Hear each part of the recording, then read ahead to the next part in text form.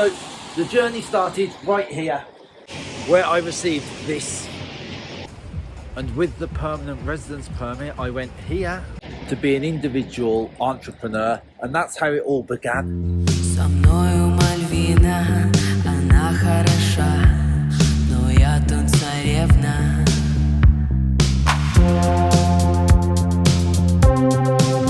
Я мечта.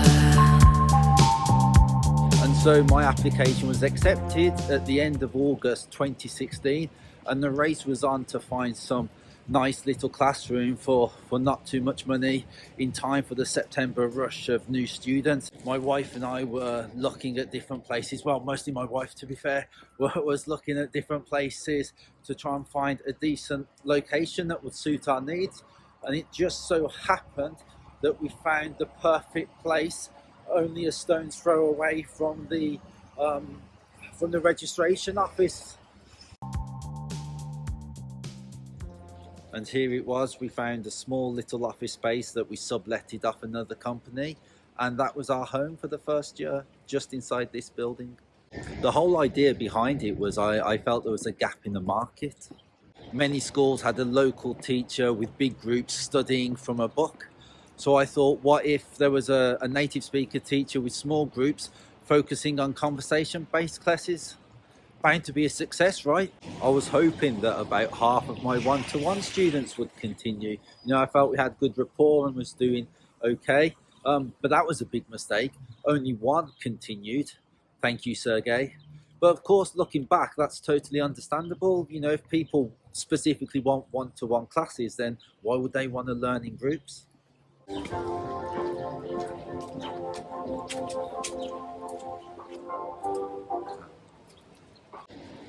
The pressure was on to make a $1,000 advertising budget work.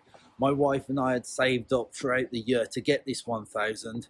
Money was quite tight at the time. She was on maternity leave. I had some income coming in from the one-to-one classes, and so was able to save up this $1,000 and give this business idea a shot. I believed in the idea, and has anybody ever seen Wayne's World? It felt a bit like this. How am I going to get the bands to come? If you book them, they will come.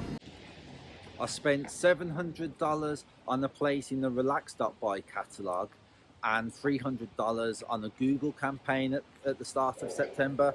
The place for the Relax catalogue lasted a year, so that was kind of investment, but the results from the Google ad campaign was disastrous, or at least I expected a lot better. I don't think we got any students, maybe one or two from that.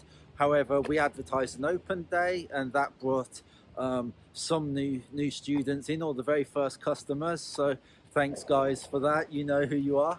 And so we were able to start a couple of evening groups, which was a big change from my typical schedule of a quite busy evening in various cafes. And the big advantage of not having many groups was that I could spend the spare time researching and improving the product, because teaching groups is very different to teaching one-to-ones. And I still believe focusing on your product or service helps to create the best form of marketing anyway, which is, in my opinion, word of mouth. Rather than spend all this time on how to get new customers, improve your product, and hopefully some customers will do that kind of marketing, advertising work for you. That's the idea anyway. Word of mouth and the Relax catalogue gave us a steady flow of new students throughout the year, where we were able to gradually increase the amount of groups. And so much so, in fact, that by the end of the year, by the summer, we were confident that we could look for a slightly bigger classroom, slightly better location, and start 2017 with a bit of a bang. Perhaps I'll do a video about that, explaining the progression. But I hope you enjoyed the little story of how this humble business started, and maybe it's inspired you to start your own business, perhaps. I mean, I have no regrets. In fact, it was probably one of the best decisions I've made. And I also hope you enjoyed the little mini tour of Minsk. I suppose it's a bit more interesting than just me being stuck in a classroom. So until the next time, cheers, peace out.